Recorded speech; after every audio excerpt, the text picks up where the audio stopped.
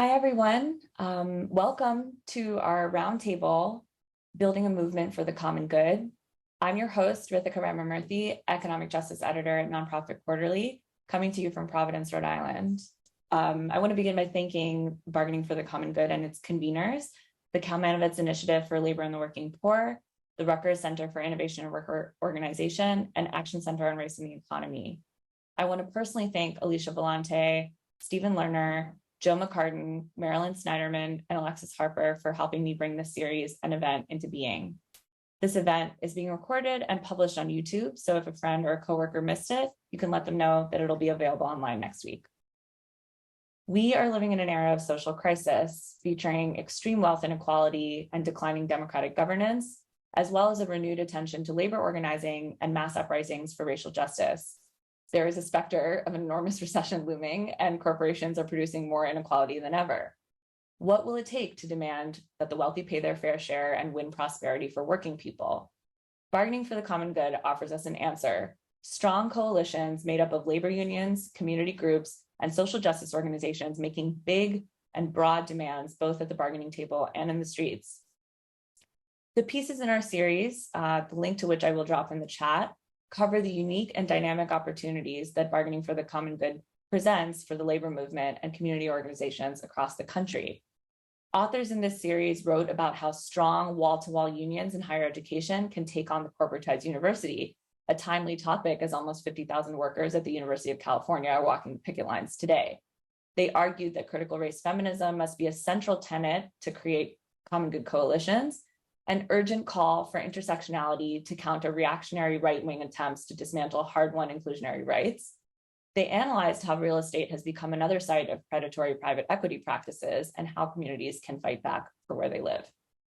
All of them contained a core message.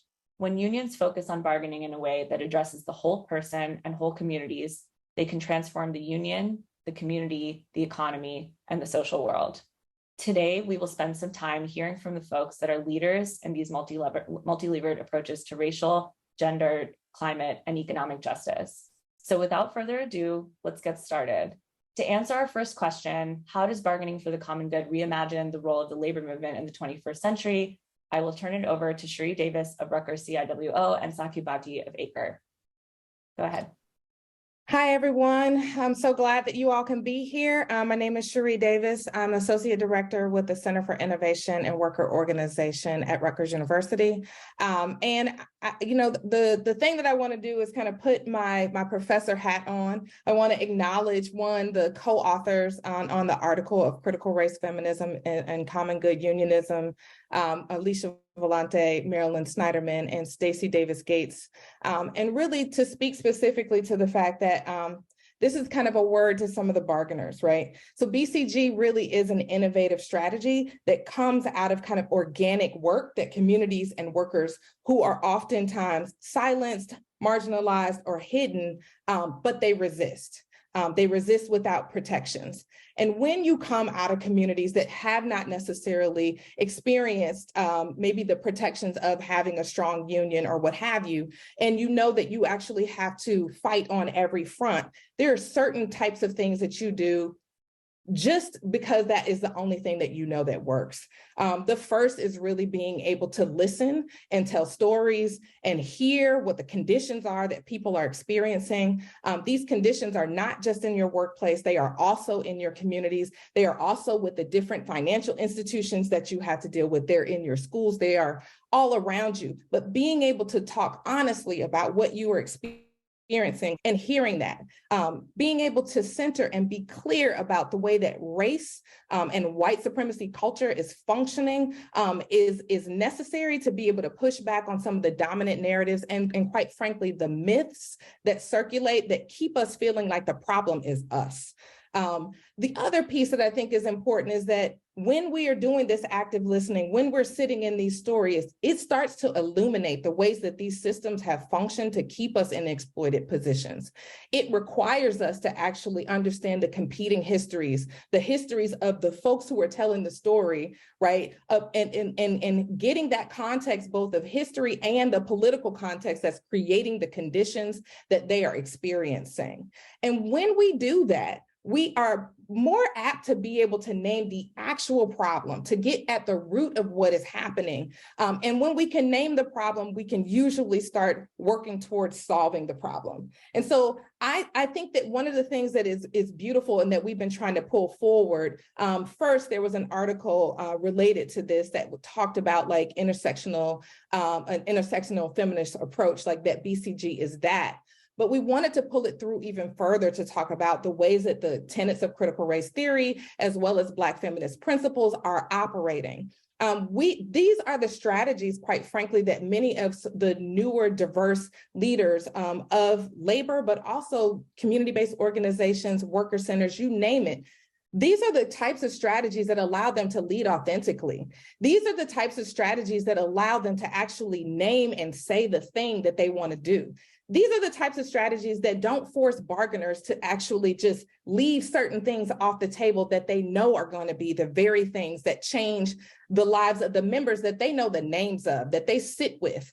And so, the opportunity here is actually to start naming what we're doing, to be able to share it. And I think the beauty of what BCG has offered is that it is a network. People are not trying to compete with each other. We're trying to figure out how we share these strategies to win. And if we want to see the diverse labor movement, right, especially in this moment where we have such high interest in young people in particular, but such high interest in unions and such high interest in labor, we have to actually meet that moment with the strategies that make people feel like this is a place for them. And I think that this is one of the things that we're seeing happen right now, and one of the reasons why BCG is spreading across the country in the ways that it does. And so I do see that this is a moment for us to be reshaping and talking about what it means to have a multiracial feminist economic democracy, and not being in a defensive posture of what we can't do or what we are against, but being very clear about the articulation of what we're for and how people can live into that vision in an authentic way. And so, I'm really excited that what you're going to hear today are some very concrete ways that people have been winning big, right? They're not, because they're focusing on and taking on white supremacy and taking on patriarchy and naming it, there are ways that people are able to see what's really happening, and they feel like this is a place that they can come and do the good work. And so I'm really excited to hear from all the folks who are on the panel, and also to hand it over to my brother, Sakabati. Thanks, Cherie. Hey, everyone. I'm Sakib at Acre. So I'm just going to talk a little bit about, I think, bargaining for the common good is really about how the labor movement evolves to meet the challenges of 21st century capitalism, right? We know that political and economic power in the US have really become hyper-concentrated in the hands of a relatively small number of major corporations, Wall Street firms, billionaires. And really, as a result, when we fight to improve our communities, we find ourselves up against some of the most powerful people on the planet. And so this is, of course, a daunting task, but it also creates an opportunity, which is that this concentration of power means that the same set of corporations, the billionaires that are driving and profiting from many different forms of injustice in our communities they're showing up everywhere, right? So the same people and corporations are fueling gentrification in our neighborhoods. They're responsible for defunding public education, for polluting our neighborhoods, for profiting from predatory lending, propping up a racial criminal justice system, and screwing over workers, right? It's the same set of folks. So bargaining for the common good is ultimately about bringing concentrated community and labor power to bear on the common set of corporate villains that are standing in the way of the challenges, that are standing in the way of the changes we want to see in our communities and in our workplaces. And so it's really about unions and community members partnering together around a long-term vision for the structural changes that we want to see in our communities, and using union bargaining as a critical moment in a broader campaign to win that change, right? So for community organizations, fighting alongside workers in bargaining allows us to wield a lot more power. Without workers, even the biggest corporations' business grinds to a halt, right? Of course, we know that unions often have more financial resources than local community organizations. So being able to really link our fight to the bargaining fight can actually be a huge power boost. For unions, this is about the basic organizing principle that there's more power in numbers, right? That for most unions, as we become weaker, our reflex is to narrow what we bargain over because we want to keep our heads down and protect what we have. But in this moment, we need to actually expand what we're fighting for, because if we're fighting for something bigger, then we have more people fighting with us, and we need that if we want to win, right? So this doesn't mean that we aren't bargaining over wages and benefits. Of course we are, but the fight can't end there, right? And we also know that the problems that we're facing in our workplaces are generally symptoms of broader problems in our economy and our democracy, right? Which that affects members in countless ways, both at work, but also outside of work. We need to have a joint long-term vision for how we'll address these structural problems. We need to put forth demands that will chip away at those structural issues. And we need to plan campaigns that build long-term power so that we can actually win those demands over time. And so really there's 5 core elements to bargaining for the common good. The first is that community members and union members are partners, through partners in issue development and the bargaining campaign. The second is that we're expanding the scope of bargaining beyond wages and benefits to put broader common good issues at the table. The third is that we need to center racial justice in all of our demands. The fourth is that we have to strengthen internal organizing, membership, and member engagement on both the union side and the community side. And the fifth is we have to expose bad actors, name the corporations that are profiting off the problems, and bring the crisis directly to their doors. And so that's really the course that we're trying to chart for community and labor in the 21st century, bargaining for the common good. So I'll stop there. Thank you so much, Saqib. I'm going to invite all of our panelists to just jump right in and respond to what they've said, or expand from your pieces or your experience on reimagining the role of the labor movement in the 21st century. Huya, maybe you could speak about Recovery for All and activating a sort of partnership between community orgs and unions as one approach to this. Yeah, absolutely. And it's so great to be here on such a wonderful panel with these distinguished folks, distinguished leaders in the movement all across the country. I think Cherie put it really beautifully in her remarks, opening remarks, talking about our fight for a multiracial feminist democracy. We need to be clear, the fight to preserve and expand multiracial feminist democracy is the struggle of our time. And there is absolutely no way that we can engage in and win that struggle unless we begin to align all of our organizations around a shared vision of the common good and a shared strategy to fight for that vision. For far too long, unions, community organizations, faith groups, nonprofit advocacy groups, for far too long, our organizations have been fragmented and siloed from one another. So I think what we need in this moment is for all our organizations, all the different elements of the progressive movement ecosystem to work together with a much, much higher level of coordination than we're used to. And bargaining for the common good offers an invaluable framework to help us tackle that task. I'll just describe very briefly. I come from an organization called Recovery for All, and we are a statewide coalition that unites more than 60 different organizations across Connecticut at the state level.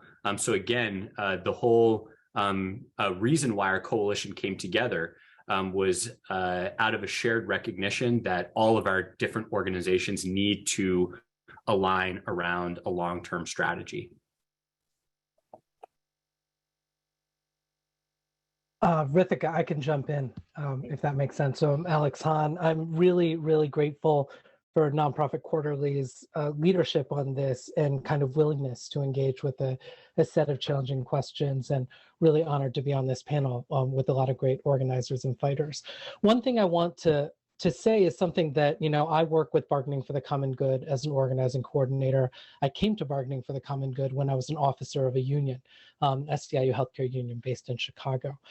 One thing I always like to keep in mind about bargaining for the common good as a strategy, particularly as I'm doing workshops and trainings with different unions and groups around the country, there's an element of this that is going back to the basics of what the labor movement could and should be. I remember a line that a union leader in the US heard, that I remember hearing in a meeting a few years ago, heard from a South African trade unionist, where the South African asked, who do you think you represent? That union leader in the US said, I represent my members. And the South African trade unionist said, that's the difference. We think we represent the entire working class.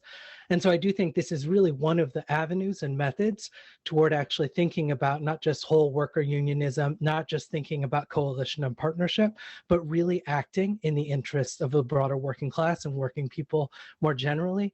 And I think that happens in a lot of different kinds of coalitions, a lot of different kinds of relationships, and a lot of different strategies.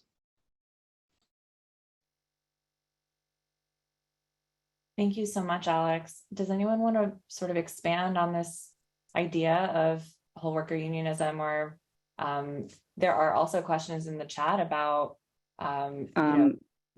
yes, Cindy, go from ahead. the UAW, just thinking of our auto campaign and the work that we're doing with Sierra Club and other groups in the South, and sort of looking, the beauty of everyone being small right now is everybody realizes they need to come to the table together, and that our issues are similar, and really starting to, in this case, in the transition of auto, is how to redefine, for our members and for, starting with our members, what it means to go green, right? It's not just about the emissions, it's about the community benefits that surround those jobs. It's about whether workers have workplace democracy. The same forces, as you pointed out in the beginning, if we look to the South, those same forces who are fighting workers on the shop floor to form their union and have a voice in the workplace are also the same ones that are defunding education, are the same ones that are pushing these really racist policies and attacking our democracy. And so it's exciting to me to start to work with groups and within our own union to understand that this isn't just about organizing the four walls. It's how you activate those same workers to then take on issues that impact their community. It's not like they leave work and they don't face a housing crisis or a water crisis, or, so it's really just this whole, coalition of, in the past, not in the way past, I think you're absolutely right, Alex. This is where we came from, right? As a union movement, it was about representing everyone, not just the members who had the contract, right? But getting back to that, where we're talking about long-term systemic change versus just whether or not you form a union, and doing the work, it's great to have Ramon on, and just the way that the Sierra Club has helped sort of push that message out too, and in terms of, it isn't just about whether or not you have a battery in a vehicle, it's about whether or not, how are those workers being treated, and what is the voice that the community has in those facilities and those tax subsidies, right? It's not enough just to go to a corporation. So it's exciting, and that is bargaining for the common good. And so you really can sense, and younger workers get this, right? They get it. A lot of people like to say, well, members aren't really interested in the contract, but I think that's just not true. I think we have to have a different conversation with our members, because I think they're very much interested in what happens in their communities, whether it's around democracy, whether it's around race, whether it's around gender, whether it's around housing, water. They're facing a lot of issues, and we only can do it together. Can I just jump in really quick? Because I think that's really important what you just said, Cindy. And someone asked in the chat, like, what's a workable definition of common good? And I think this is really important, right? Like, one of the things that is beautiful about the way the network works is that when we bring people together, we bring them as cohorts, right? You don't get to just come as a union that's like, I know how to get common good bargaining, and I'm going to go back and tell the community what to do, right? Like, that's not how we orient. And so to me, when we start talking about what is common good, that means that we have to actually sit with people. We have to listen to the things that people are actually experiencing in an expansive way, and then be trying to pull through the threads and do meaning making together, right? To create campaigns that are actually going to solve for the problems that people name. And so to me, it's not just like this is common good and it's a standard that fits all around the country, all around the globe, right? It is a very rooted and oftentimes unique to the geographies that we're talking about, unique to the political dynamics that we're talking about. And there are ways that we can share what our learnings are, but we have to sit with our people in terms of determining what common good is. I can jump in there some. I'm Todd Wilson with Rutgers AUP-AFT, and I mean, this has been touched on, but for us, the reason why, our local got so excited about the vision of common good is because it really flipped the script for us about how to think about the work of a labor union. For so long, and we've said this, and Sakib sort of flagged this, but for so long, labor has been in increasingly defensive fights where we're drawing the circles tighter and tighter, when we're fighting over smaller and smaller issues. And in doing that, we're alienating ourselves. We're alienating ourselves from issues of racial justice and issues of social and economic justice, from our community organizations, our neighbors, and from ourselves, if we're talking about a whole worker, when we're not thinking about the issues that affect us outside the workplace. And I think for us, what BCG really prompted us to think through and reconsider was, from our vantage, it's really about alignment, right? What is the alignment we need in order to fight at the workplace, but to fight beyond the workplace, to reimagine the world we need, whether we're in New Brunswick, New Jersey, or in Philadelphia, or in the state of New Jersey, or in all the other places we all represent. And so for us, that's meant really sitting down with and learning about the struggles of in the communities where our university sits. In New Brunswick, that, well over 50% of New Brunswick is undocumented, largely Spanish speaking. And for many of the folks, and they're represented by a worker center called New Labor, as well as an immigrant rights group called Cosecha, and they've been fighting over issues around, without a union, over issues around workplace health and safety in industrial zones that are completely unprotected, right? And like really sitting and learning from them about what their struggles are and connecting those back to our struggles, and then building a shared strategy has really transformed how we think about the work we're doing. We have a long way to go in making this what we want it to be, but getting members face to face and learning has really transformed us.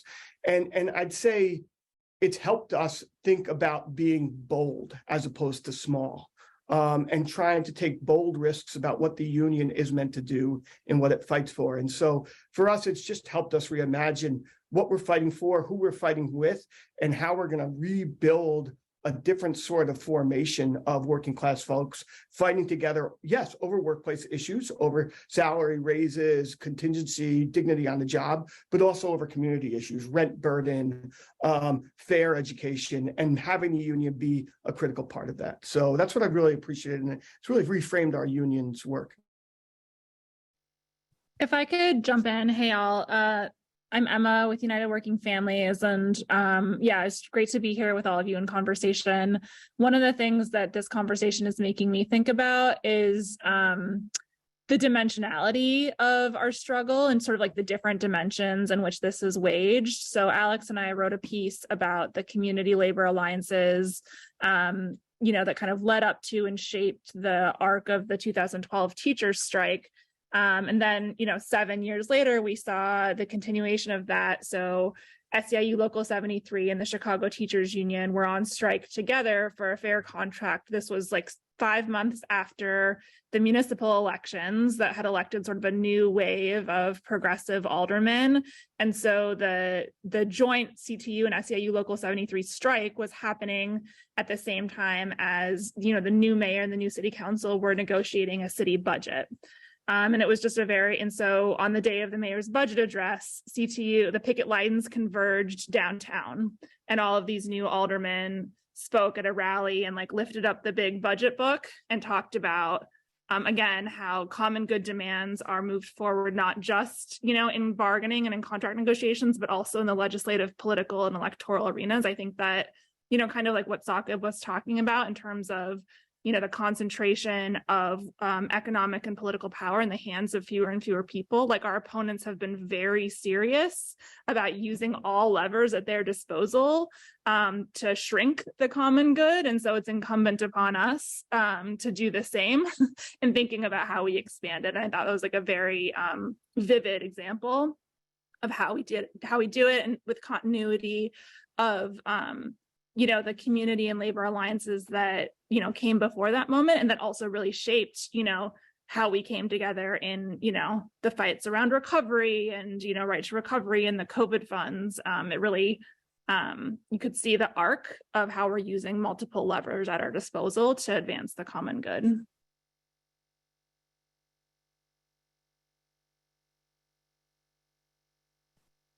I'll jump in here then. Ramon Cruz with the Sierra Club. Thanks a lot for the invitation to Nonprofit Quarterly and give us the platform and share this panel with so many great people.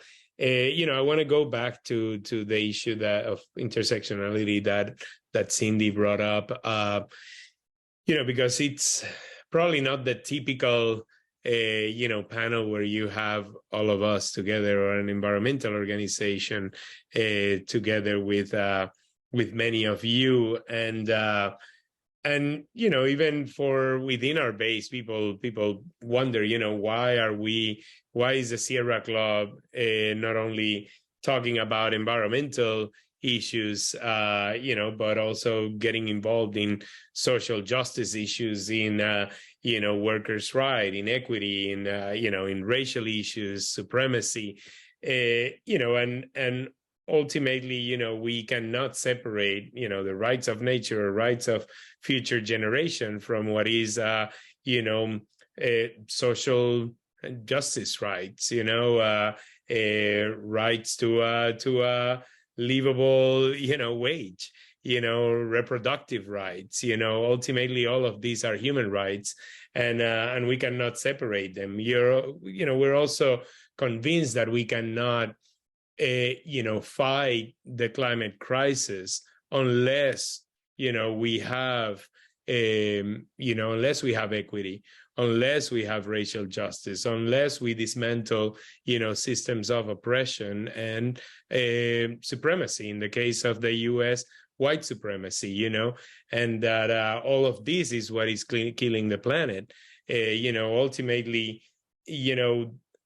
when we can conceive of places that can be polluted, all of watersheds that can be, contaminated and sacrificed, then the people in those places, the workers in those places become disposable, and we cannot think of any disposable people, unless there is an ideology behind it about supremacy that ultimately can allow that for that to happen in society, for us to condone that, to permit that to happen. And so that's why, I think all of these social movements ultimately are working towards the same goal, and for us, the work that Cindy referred to,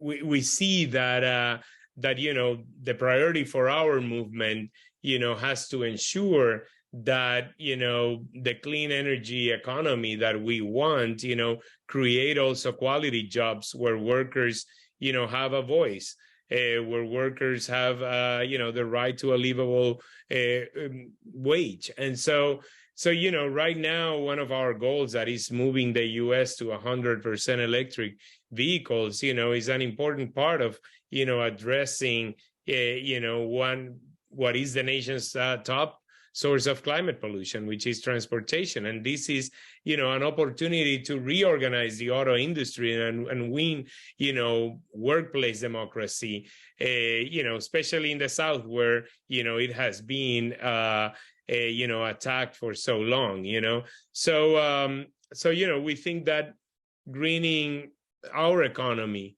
and growing union manufacturing jobs will not happen unless we focus also on grassroots advocacy. It will not happen without grassroots advocacy.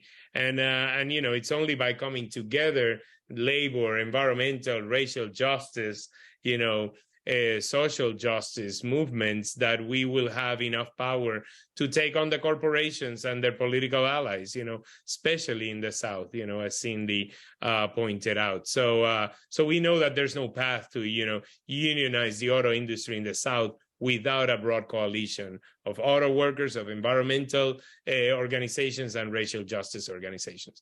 I'll stop there.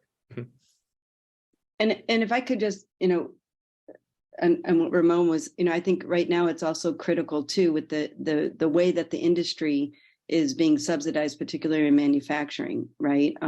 We have the most pro-union administration we've ever had, and we have young people wanting to form unions. But the truth is, what's being subsidized right now are corporations with no accountability in labor standards, which is why we're working so closely also with Jobs to Move America. How can we make sure, outside power has to move inside power, right? And if we don't all sort of look at a broader plan of sort of what it looks like to have environmental justice, right?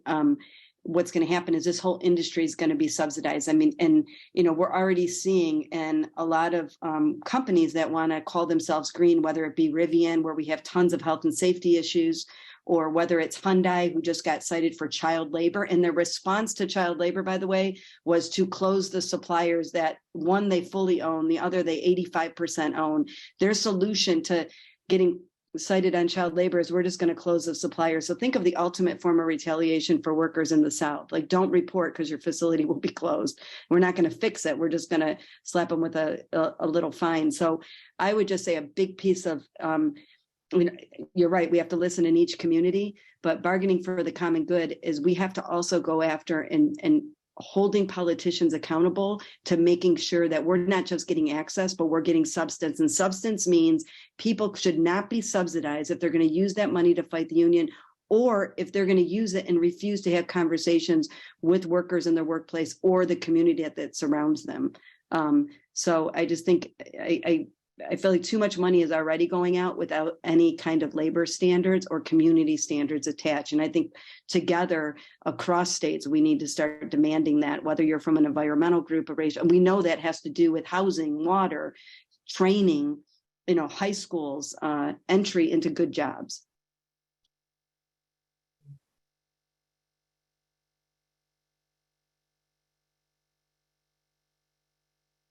Thanks so much, Cindy. And all of these remarks are really bringing up this sort of, your phrase just now, outside power has to take on inside power.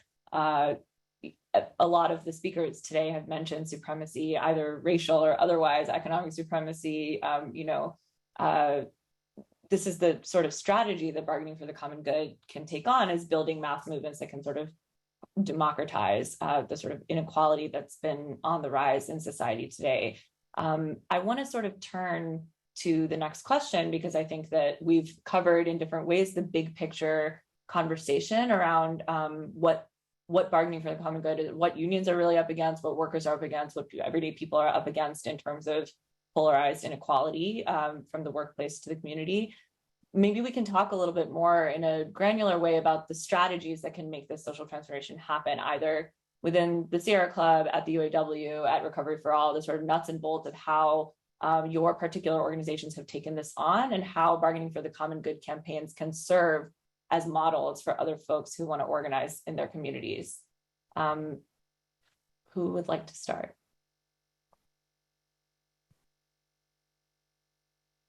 Alex and Emma, maybe you want to sort of reflect on the way that the CTU did this to begin with as a blueprint really for the org's theory and strategy, and we can go from there.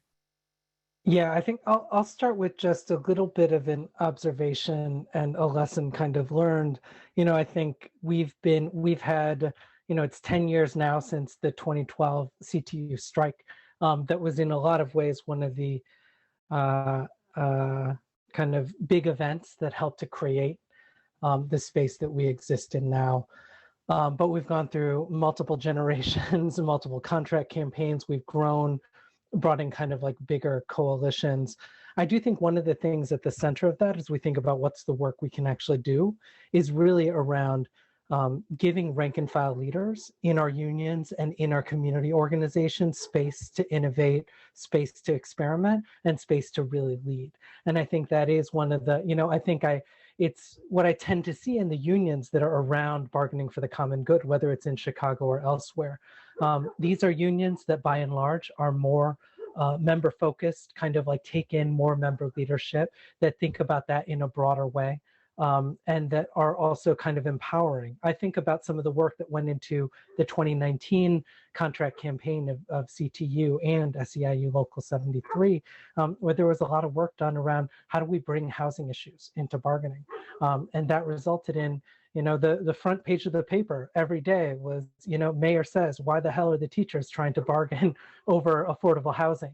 And so even as something to lift that issue, ended up winning a victory on resources for students and families in schools that are hardest hit. But it was a beginning step to a process where, earlier this week, we had a coalition called Bring Chicago Home, that's been really pushing for essentially a wealth tax on property transfers over $1 million that would go into services and housing for unhoused people.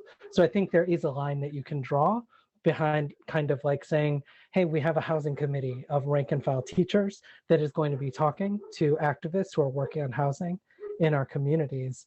There's a direct line between that and our ability to make this into a much bigger, sharper issue. I would also say that I think I really agree with that, Alex, in terms of just like thinking creatively about like what are the, just like not being afraid to use contract negotiations or elections or whatever, these sort of like compression moments when there's just more political speech and people are kind of paying attention more to just like push the boundaries of the possible, right? I'm thinking of the 2016 kind of like illegal one-day strike, right? Where, maybe something bad would, my partner's a teacher, he's on the executive board at CTU. And I was like, well, I guess we're just gonna do this. You just like, we get to call their bluff, right? And I think that is a really important facet of this strategy of just kind of like daring the people in power to challenge us, right? Or to like say that like, oh, actually, like we can't, even though there's a, gun violence crisis and children are literally being shot and killed all the time here, like we actually we have to pay the banks. Like we actually can't put more money into like violence prevention and like the parks department. So we get to call their bluff and push the envelope in that way. I also think something that is just like something that I think that Alex and I and Sakib have seen it too, like has frankly been a struggle as you think about bargaining for the common good and building these like inclusive tables, is that we just have to think very intentionally about how decision making will work. I think anyone who's been on like the closing parts of contract negotiations knows how like testy that can be and just complicated, because you can get a lot and it's still not enough. And that's just like that is just the reality of having like some power, but not all of the power. And so when you're thinking about like, how are you going to take not just, rank and file members of your union, but a much broader kind of community and labor table through making those decisions together, it just becomes exponentially more complicated and opens up a lot of really important and I think necessary conversations about like, how do we share power and how do we like weight what we bring to the table and how are we bound to each other in these decisions? And I think that has been something that we've really like experimented with a lot through trial and error, but it's something that it's a new practice, but it's necessary to getting common good. When we talk about democracy and we talk about expanding democracy, it's really important that we understand how to model and practice that internally as well. And it's just the reality. It's been very challenging. Can I say another piece on this? I think it really is important. I'm sorry. Is that okay? Go ahead, Shri. I think. Yeah, I just want to also name, and because Stacey Davis Gates worked on the article with myself and Marilyn and Alicia. I think it's important to name when we also have leadership that is willing to name and call things as they are, that we are actually speaking to a base that is beyond membership, right? That we've actually built relationships, because, you know, the conversation around CTU, and I think the beauty of having this article is an understanding that you don't get to wield that kind of power without doing the work, right? So there's work that's being done around the place where you're in and sitting with the many issues that oftentimes we have been pitted against, right? Like there's a way that when we started talking about what was happening with teachers before this fight back, teachers were being blamed for everything, like literally everything. And when we start thinking about the defensive, there's a reason why people were coming after women, right? Like you have a situation where you're actually, your organization is powerful enough to actually push what happens in a city or state in a particular direction.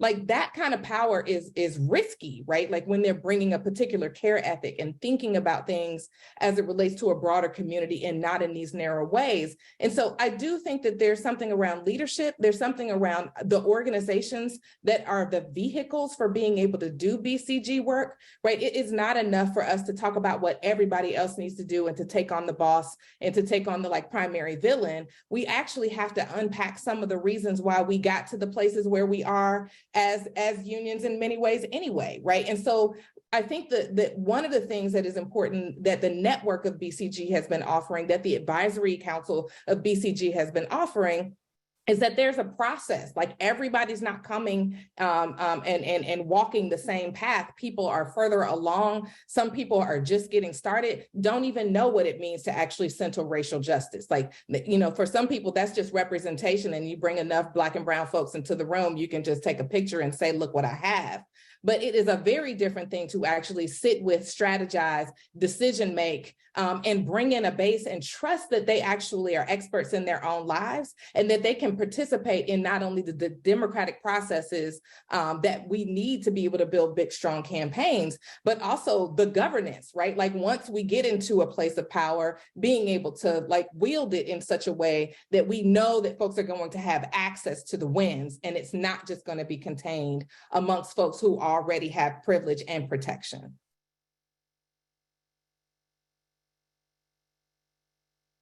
I may intervene here also. I think, Ritika, you mentioned us, Sierra Club, but, you know, in terms of what methods are, you know, we use. And I think, you know, for us for Sierra Club, was very transformative, if you will. You know, when we adopted some years ago, what is called the HEMES Principles for Democratic Organizing as our methodology for organizing, you know, there was often criticisms on how environmental organizations would parachute into a place whenever there was any, you know, any issue, and sort of like take over the stage and call the shots, you know, and for communities and you know, especially in the environmental justice you know, organizations resented that for many years, you know, because, you know, of course, an organization with the relative size or power within the movement as Sierra Club, you know, coming into a community and start, you know, calling the shots where these communities may have been working for a long time, you know, there's not that spiritual spirit of you know, mutuality or collaboration or partnership, you know. So the HEMES Principles for Democratic Organizing, something that came up of a meeting, you know, by the Southwest Network for Environmental and Economic Justice in the 90s, you know, it basically developed this, you know, and it's very simple principles of, you know, being inclusive, you know, an emphasis on the bottom up organizing, you know, and letting people speak for themselves, working together in solidarity and mutuality and true partnership, you know, and then And in order to do that, you have to build, just relationships, and then a commitment also on self-transformation. So as we change society, we're changing, transforming everything. And so this is very important because, again, communities resent when you come up and it's a top-bottom approach. And the labor movement have often, done that as well in the past, and so that's why it's important to have these methodologies as a guide, as a guideline to when you go into a community and establish those relationships, and also have them being long-lasting, so that when these issues come up, you already have a presence and you already have a basis of respect. And so then you're also more credible. And then you have a true partnership, you're trusted. And so the fight, against what is the common enemy, if you will, it's easier because from our side, there's already trust. And that's very important.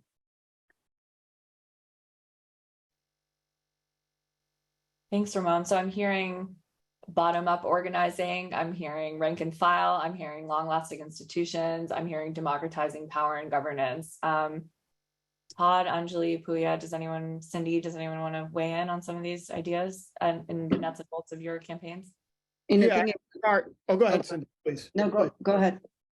Okay. All right, I'll jump in then hopefully. And also, Anjali, please jump in. For us, we're at a university, so it's a very particular sort of circumstance. It's physically rooted. And so I think the first strategy for us was to step back and actually think about the whole working community at Rutgers. Rutgers is a big, university with, about 30,000 workers, 25,000 union, spread across 20 different unions.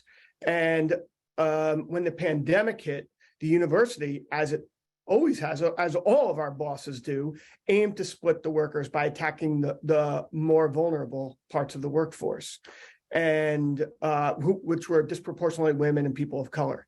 And this is historically, Rutgers has done this. Historically, all of the institutions we're fighting against aim to do this. And so for us at that moment, what we realized was we had to build more of a wall-to-wall or industrial vision of what should happen at Rutgers. And before we could even think about what to do with the community, we had to think about what needs to happen among this massively diverse workforce with dining staff, coaches, counselors, postdocs, grad workers, 70,000 undergrads or 50,000 undergrads, and then faculty of the full-time and part-time variant, et cetera. And we realized that we had to step back and create a vision and platform that was for all workers. And what that meant was demanding that the most privileged of the workforce sacrifice during a moment of crisis in order to safeguard the needs of the most vulnerable, which were the ones that the university aimed to ride the pandemic out on. And so that's how we approached it. We created a people-centered approach to the pandemic, which really asked faculty to consider a work share program, which is like a furlough, but you make back, you get made whole both by the federal COVID programs and by state programs. But in doing this furlough program, we were making savings, and we demanded that they don't lay folks off with that money, and particularly don't lay off our staff, right, that have been serving us meals, cleaning students' rooms, et cetera, for decades upon decades. And I think in shifting towards that, one, we were able to fight back much more effectively than any one sector of workers in the university would have been able to do. And two, it helped us to realize the power when we think wall-to-wall or industrial versus thinking about craft. At least in the university setting where we're all geographically located in one place. And so that really was a shift for us in thinking about what is to be done. And it's changed how we approach organizing at the university, and also what we think needs to happen at higher ed institutions across the country. But but then within this, we also realize that we also have to build with the communities where we work in Newark, New Brunswick, and Camden in particular. And so that's meant sitting down. During the pandemic, there was a massive fight as the university partnered with development companies to close down the best performing middle school that was 95% Latinx students in a middle school. And imagine this, they wanted to expand their Rutgers Cancer Institute.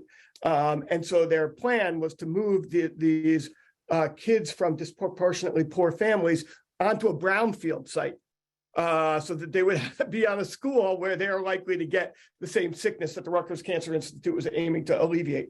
But they didn't really care about those kids. And so we had to, in those moments, the unions at the university had to say, we will fight with you, but we will fight behind you and support you as you lead. And that's the sort of thing that built trust. So for me, and I think for us as a union, we first needed to realize that we had to break down the barriers across job titles at the university. And in so doing, we also had to build with the communities where we're in. And I think Anjali can get into some of the real work we're doing with those communities and the demands we're making. But I think for us, those were the strategies that have helped us kind of transform the work we're trying to do.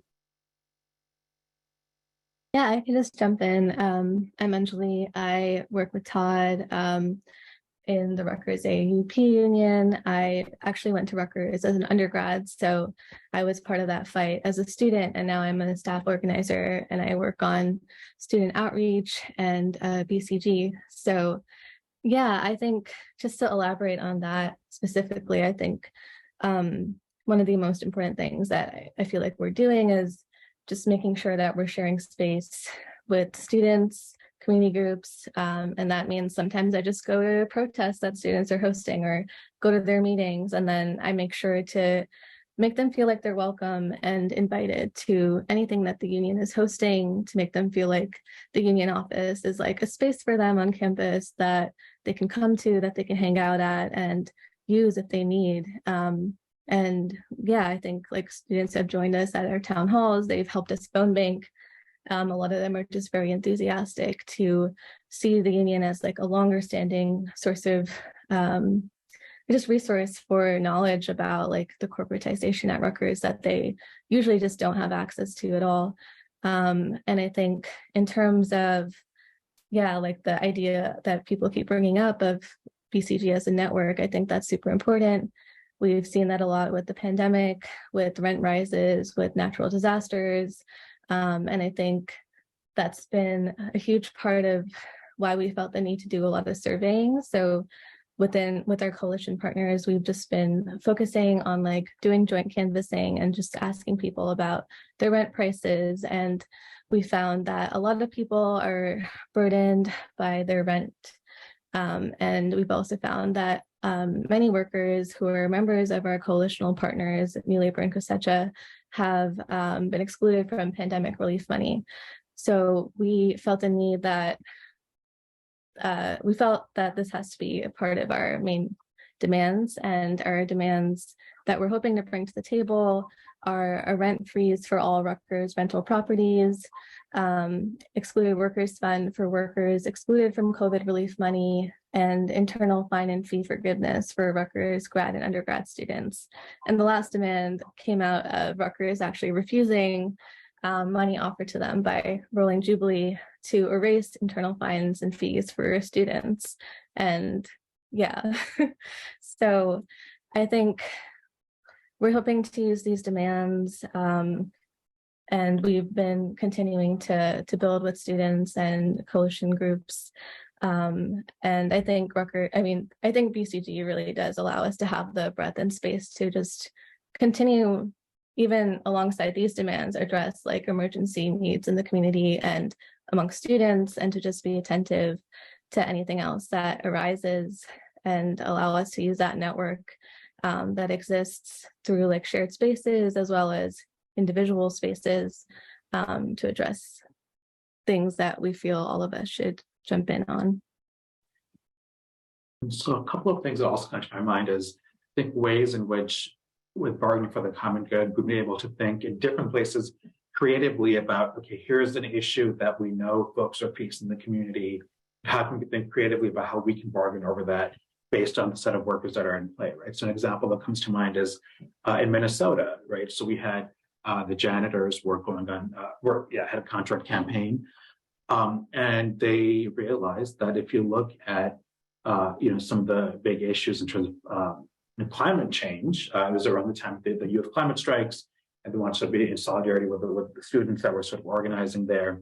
And the other thing, of course, was that a lot of the people who worked in janitorial positions in the buildings were actually themselves climate migrants from Latin America, who had sort of come and sort of talked about the impact that climate change had in sort of destroying their livelihood back home, and were really sort of concerned about that. What they realized is that the buildings that where they cleaned, where they had contracts, were responsible for, I forget the number, but a very large number, a very large percentage, I think more than half of the fossil fuel emissions were coming from their buildings. Wow. Right? The buildings where they work. And so they then developed demands around that, right? If we want to actually address climate change, you're doing daytime cleaning instead of doing nighttime cleaning, right? And some other sort of, where workers have creative ideas, but how can we actually curb those emissions? As well as, in some other places, what comes to mind is in San Diego, one of the big issues, the county workers were bargaining, and one of the big issues, they actually did a survey of their community partners, the same with when workers going to bargain, do a bargaining survey of the workers, they did a bargaining survey of the community, and what are the issues that are most important to you that pertain to the county. And the thing that they found, the number one issue that was coming up was, with a lot of groups, was pre-trial detention times, right? Again, in particular, not just pre-trial, there was that before you, if you are in jail, if you go to jail, before you're even processed and brought to the judge for the first, before you even get arraigned, you often had to wait really, really long times. And the workers sort of thought, they're like, oh, well, we know exactly why that is. That's actually a staffing issue. It's that literally they were the workers who had to do the process and the paperwork so that before someone could actually go and see a judge, and they didn't have enough workers there to make that happen, right? So they were able to turn that into a bargaining demand they wouldn't have thought of otherwise, but literally around a bargaining demand, around making sure that people are arraigned quickly so they can get out of there, right? So I think that's the other example. Yeah, so I think those are a few examples that come to mind that we can sort of think creatively about some of the issues that we're trying to address if we're really sort of talking to the community to figure out what are the things that matter to them, and then back into how does our role in the workplace actually impact that, and what's our ability to impact it in the workplace.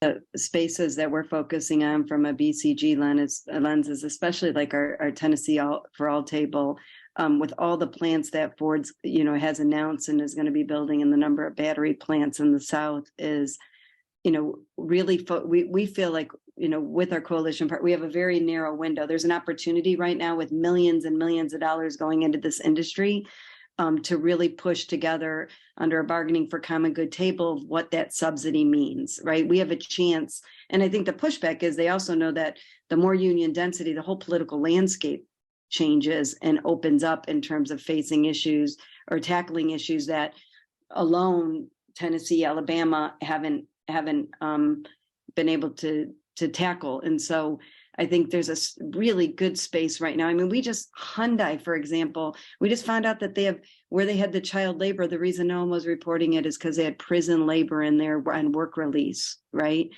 So, these are the kinds of issues that are happening, and the very companies that are getting money, right? Hyundai is right now meeting with the administration to figure out how they get a break on tax credits, how they get more funding in Georgia. And we know politicians are more than happy to give out these subsidies because they can then say they got a good manufacturing job.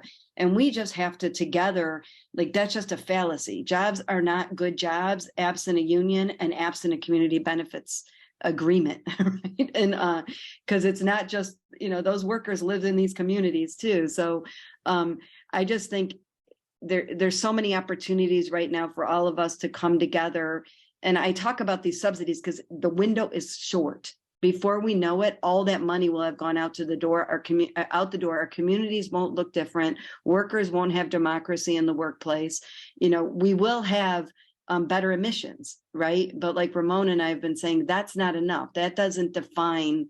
It always amazes me that during the auto crisis, the administration had no problem getting unions, administration, and companies at the table to figure out how to protect the companies. Yeah, we were protected as a result of it, but it really was about protecting corporate America. So as we're funding the biggest transition that we're ever going to see in our lifetime, we're not at the table.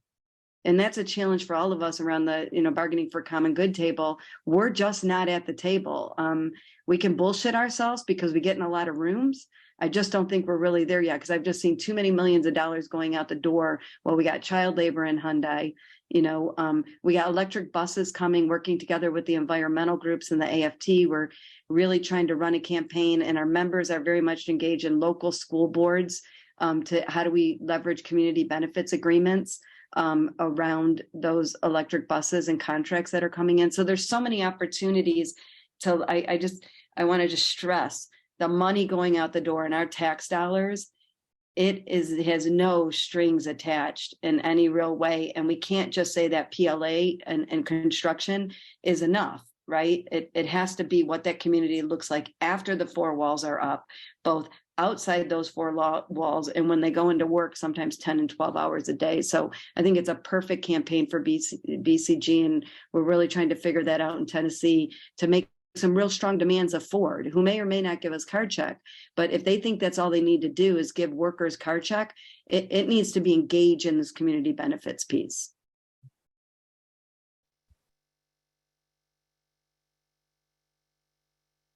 That's it.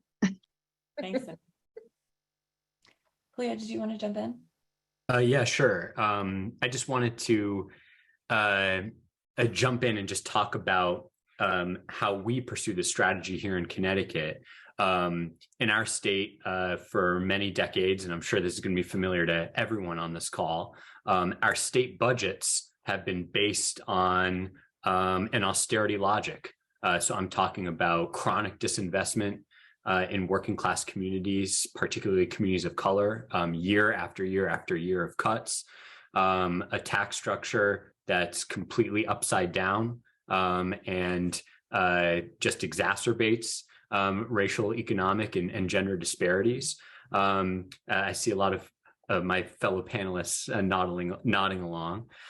So in Connecticut, we knew that in order to fight back against the austerity status quo, then we have to unite at the state level. If we stay divided, all of our organizations are going to keep losing.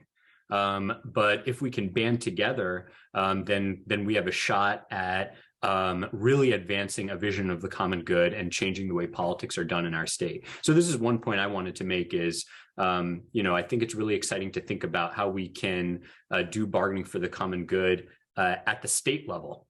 Our opponents on the right really recognize how important the state level is. Over the last few decades, corporations and the super wealthy have built their own organizational networks within every state and across state lines to pass really reactionary public policy. And that's why the Republican Party now has trifecta control in nearly half the country. So in order to fight back, if we're serious about building power, then we need to do so at the state level. So in Connecticut, we've put together what we call an equity agenda. And so that's our shared vision of the common good across all our organizations. It's an agenda that centers on really specific demands for public investment and ties them to really specific demands to tax the wealthy and big corporations. And how we fight for this equity agenda, another theme that I hear in my fellow panelists' remarks is the importance of an inside-outside strategy. Cindy put it really well earlier on the call. We need outside power to push inside power. And that's exactly how we think about it in Connecticut. How do we push this equity agenda? inside the Capitol, we've organized a block of champions in both chambers of the state legislature who work with us to pass legislation. We bring up, hundreds and hundreds of people from across our coalition to testify at public hearings and put pressure on their lawmakers. But meanwhile, more importantly, we focus our energy on building power outside the Capitol. To me, bargaining for the common good is rooted in the principle of mass action, getting more and more people to join together in collective actions of increasing size and increasing militancy. Anytime we see the best examples of bargaining for the common good involve thousands of working people participating in strikes, joining together with community members in rallies and other direct actions. So that's what we do here in Connecticut. We organize really big direct actions to advance our agenda. And meanwhile, our unions and community orgs in the coalition raise demands at the bargaining table. And this just reminds me of a really great point that Emma made earlier on the call about the need to build power across multiple arenas. The traditional form of collective bargaining is, like Emma put it, thinking about the bargaining process as totally isolated from larger society. That's the model that corporations want. Corporations don't want collective bargaining at all. But where it does exist, they want it to be as narrow and circumscribed and as powerless as possible. So what we need to do is fight back by recognizing that the bargaining process and the legislative process are intimately related, and we need to be showing our power and deploying our power through mass action across multiple arenas. And even though our coalition has existed for less than 2 years, by pursuing this inside-outside strategy across multiple arenas, we've won some really big victories. We've won historic investments that raise standards in healthcare and the education sectors. On the revenue side, we've started winning some key steps toward making our state tax structure more equitable. So I just wanted to underscore this common theme of building power through inside-outside strategy. Thanks so much, Puya. And yeah, someone in the chat did ask specifically about your wins, but it's very important to know that this kind of, mass action inside the State House and power outside of it is how you can sort of, we talked about bold demands. Todd mentioned earlier that this whole project is also about bold demands, and bold is about maybe not only applying to as many people as possible, but also trying to win the most radical demands possible that are going to protect the most vulnerable in our communities. I want to maybe turn to the last question now, since we're sort of in the last half of our race here, about what do unions, community groups, and justice organizations need to accomplish the hard work of taking on this kind of inequality, not just at the corporate level, but at the community level. We're talking about legislative support here a lot, and I would be happy to expand on the sort of need for political allies and legislative power, but also just in the workplace, in terms of funding, in terms of community coalitions. Feel free to take that however you would like. Alex, maybe you want to kick us off this time? Sure. Thanks, Rithika. And I think there's going to be a lot of interesting answers to this question. I do want to focus on something was popped up in the Q&A about the moment around the rise in support for unions, the increase in organizing. How can we, I do think it's a critical need that we have on a strategic level, that bargaining for the common good, if we take that as a theory, that is important, it's critical. But if all we're doing is existing inside our existing collective bargaining, then this is frankly all for naught. If this isn't something that transitions, and I think it's something Cindy has talked about a lot, right? Like, how are we thinking about common good organizing? How will we think about ways to move workers into action in bigger and broader fights? We are seeing this uptick in organizing. We're seeing, the Fed going on the offense by raising interest rates to try to tame employment for some reason. It's a different conversation, different question. But I do think a lot of this is around us thinking about a broader horizon. I think it, like a few of, some of what Puya, Emma, and others have said, like, how are we not making our vision smaller? like what are the ways in which we're expanding that vision for the future? And I think critically for us, it's about growth of the labor movement. It's about growth of the power of organized workers as an actor in the economy and politically and in our communities.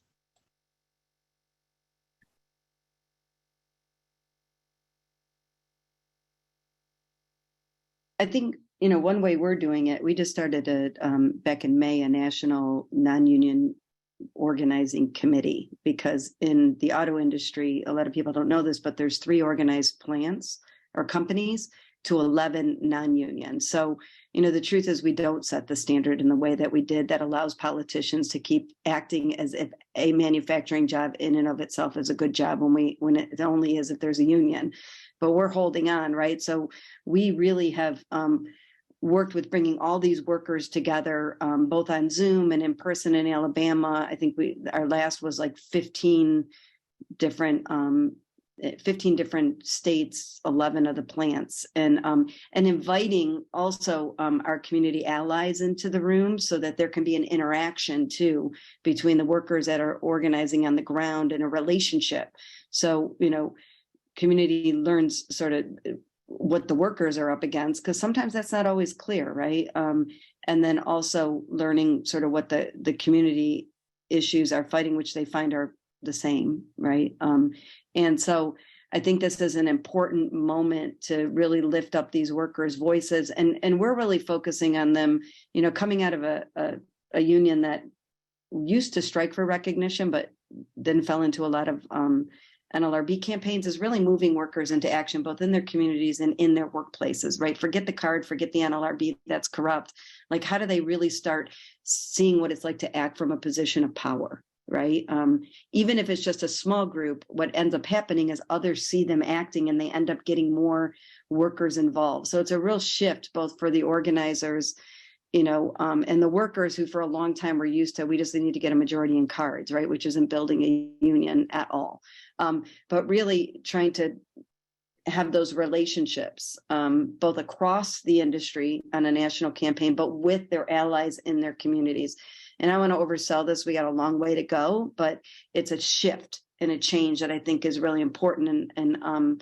And somehow we got to figure out how, when these workers have struggles like the child labor, how do we lift that up and hold these companies accountable, and then hold the administration accountable if they give them money? I think, we just got to figure out, I always think capacity, resources. I never have enough resources. Like I never have enough capacity, and so it's, and then also just groups like this. I love bargaining for the common good in some of the rooms I'm in, because, when you get around a lot of organizers, we all know none of us have the answer. There has to be a safe place where we're like really brainstorming strategy, and hearing from each other on what we're facing and how we deal with it. There's not enough rooms like that. People feel like they need a posture when they get in a room.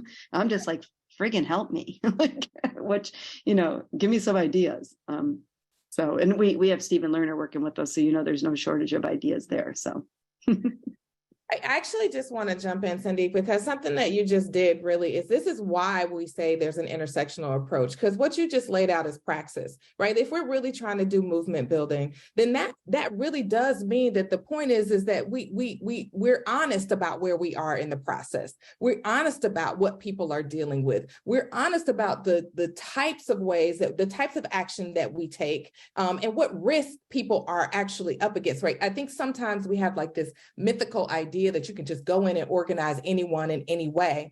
But what we do know is, if we wanted to hold, if we want to actually have those relationships hold and actually to build a movement, right? These strategies, these ideas that people are coming up with, they are really innovative, right? Like, they're really being responsive to like the financialization that's happened, right? Like understanding like the context of the economy, and actually pulling from the histories of, say, the washerwomen strike, right? Like, no protections for domestic workers at that time. They knew they had to fight the employer, they had to fight the elected officials, and they had to basically call the question, which came from serious and deep organizing. And so there's so when people say that this is where the labor movement came from, one, we have to broaden the way we are thinking about or talking about, like, what are labor struggles? And there's so many learnings that we have available to us if we actually just go and look at them.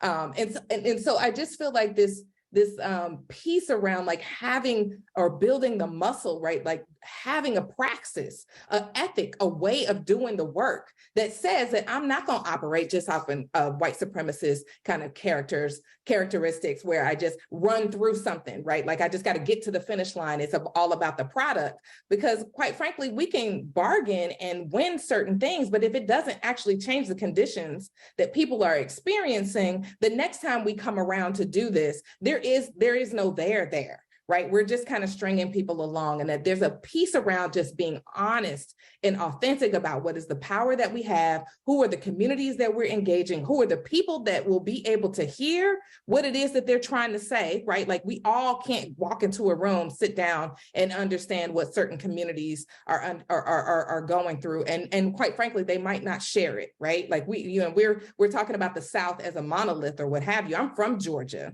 There's certain rooms that some folks can't get in and sit down and talk with folks, and knowing that you need organizers who actually would be able to understand that when Amazon wants to offer up a Black Lives Matter, what have you, and weaponize, quite frankly, DEI, right? Like everybody wants to have a DEI program or what have you, but these corporations are using DEI against us. And if we're not in a place of authentic relationship with people, they will be able to do that. And that is what we're up against, right? People being able to take intersectionality, strip out the stories, and kind of just use the terminology to take us in a particular direction.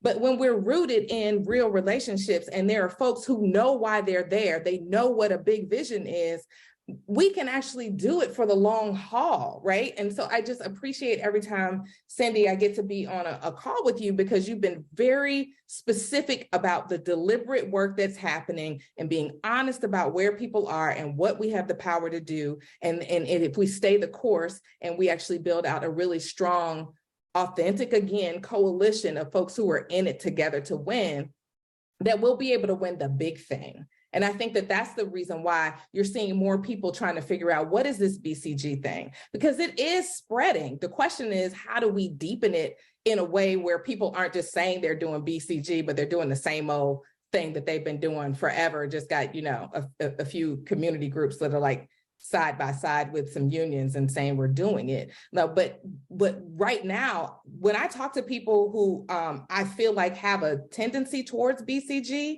the only reason why they're not doing it is because they don't know about it yet, right? And so it matters that we have these articles, right? It matters that we're taking these and putting something into people's hands so that they can understand, like, what does it actually mean to have an intersectional approach, to really be able to see the conditions that folks are living in and pull through those threads to have a winning campaign.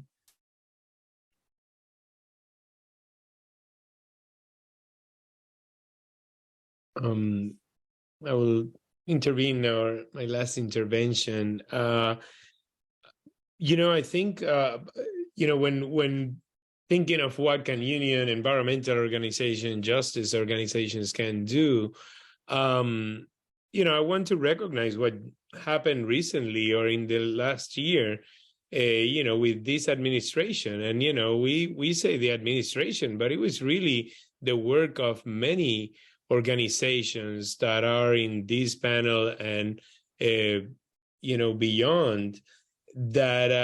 Of course, we have a very pro-union, environment administration, but it was really the work of the grassroots and the organizing that many of our groups did to put us there. And so when you have, we can put as an example that movement that delivered many things through the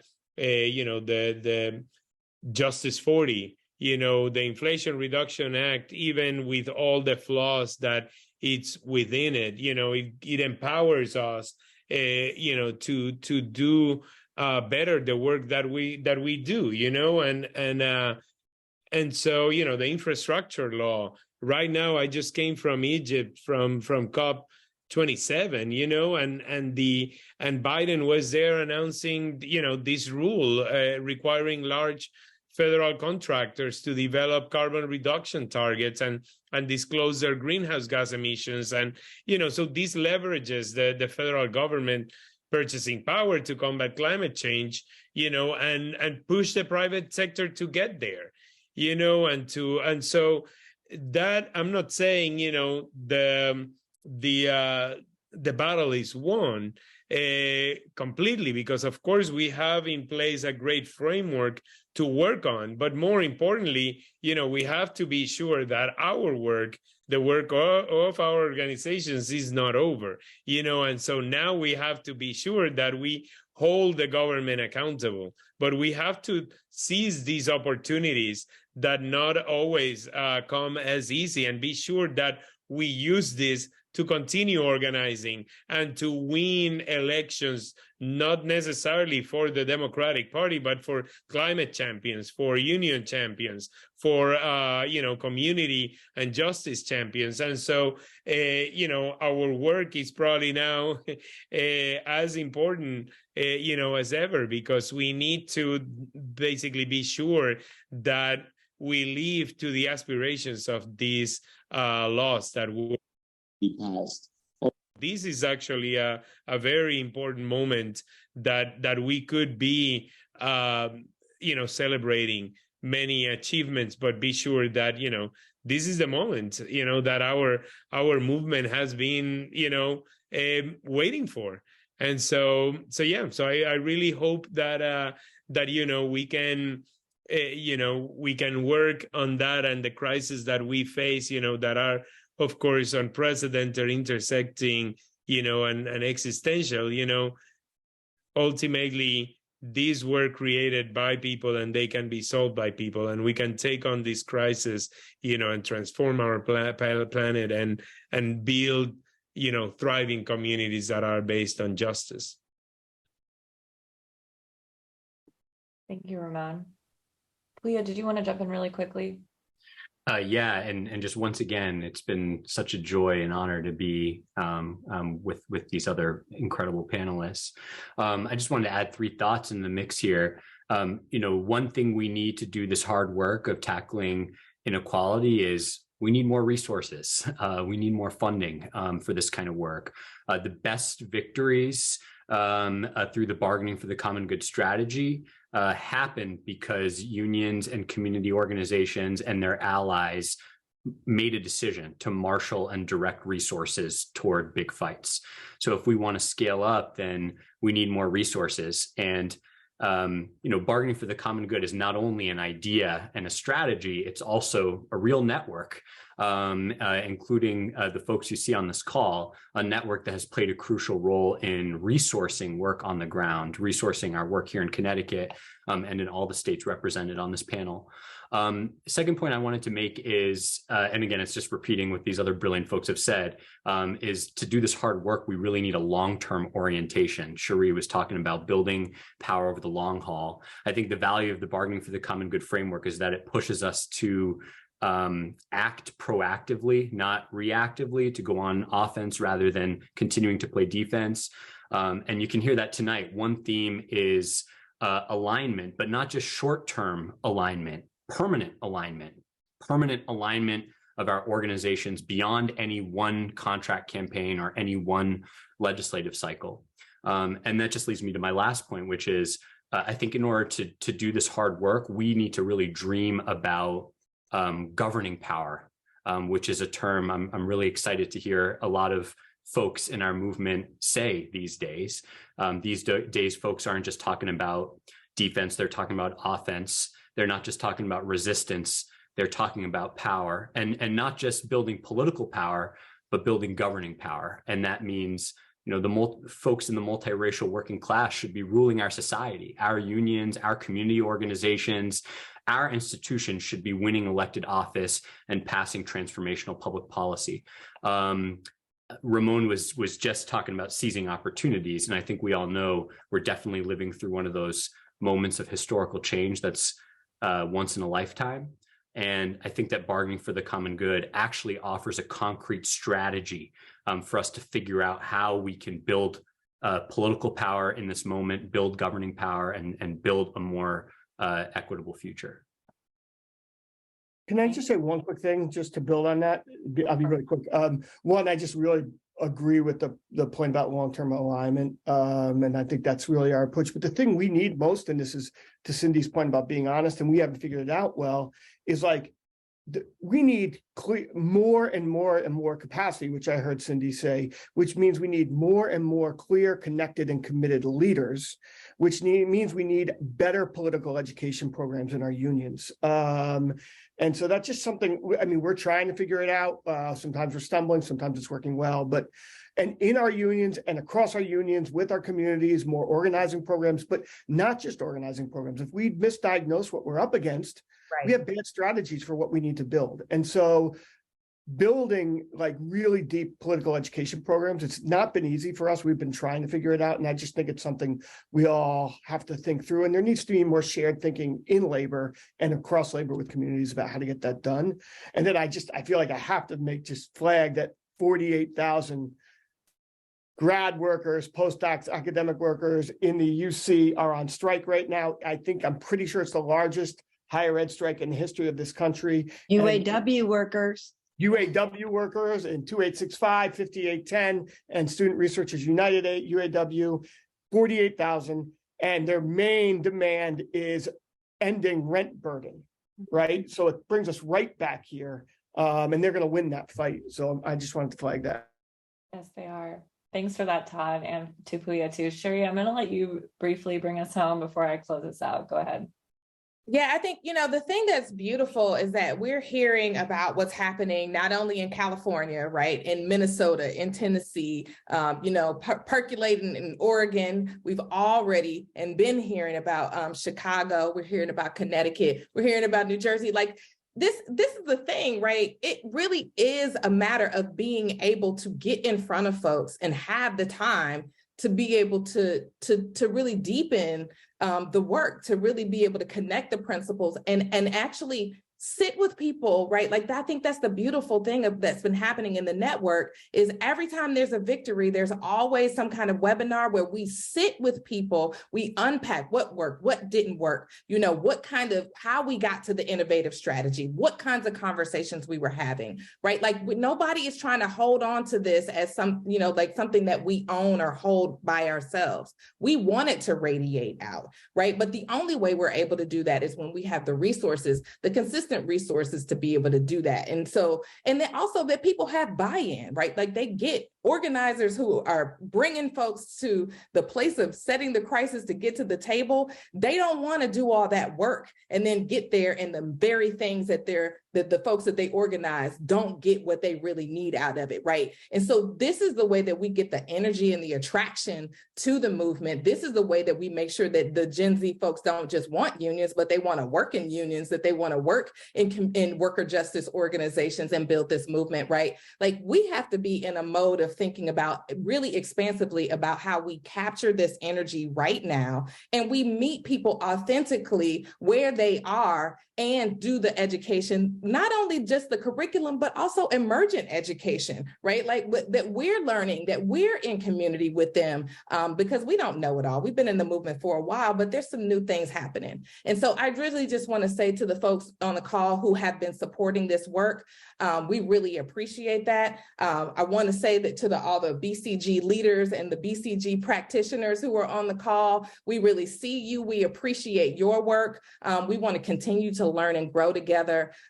This opportunity with Nonprofit Quarterly is just what I feel like we need. We're at that moment where folks just need something in their hands, but we have to follow it up with the on the ground, specific organizing, planning, strategizing work to be able to make sure that when we come back next year, that we're doubling the number of states, that we're doubling the number of locations where people are really deepening and doing this work. So we really thank everybody for being here and feel like this is our moment and we're not going to miss it.